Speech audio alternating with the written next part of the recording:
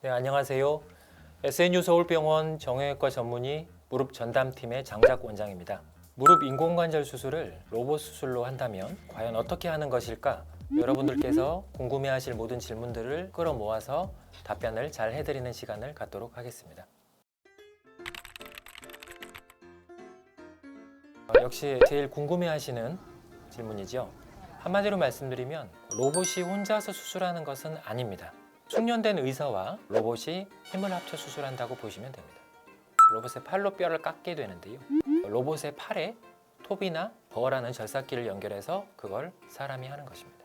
로봇이 단순하게 뼈를 깎는 것뿐만 아니라 컴퓨터 프로그램을 이용해 수술에 관여해서 수술 계획을 잘 세우고 정확하게 수술이 이루어질 수 있도록 기여를 하게 되는 것입니다.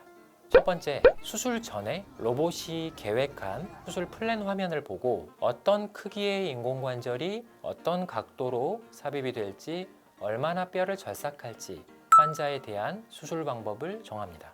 두 번째, 수술을 시작하면 환자 무릎의 모양, 위치 이런 것들을 등록하고 정합해서 확인한 다음에 무릎의 인대 상태 등을 적용해서 합치는 그런 단계를 거칩니다. 실제로 다리의 축이 어떻게 움직이는지를 로봇이 파악하는 것을 도와주기 때문에 정확하게 인공관절을 삽입할 수 있도록 도와주게 됩니다. 세 번째는요, 실제로 뼈를 절삭합니다. 로봇과 의사가 함께 힘을 합쳐서 정확하게 정밀하게 뼈를 자릅니다. 뼈를 절삭하는 과정에서 안전구역이 만들어지게 되는데요. 이것을 햅틱 존 또는 햅틱 바운더리라고 해서 로봇이 어떤 가이드라인을 제공하는 거죠.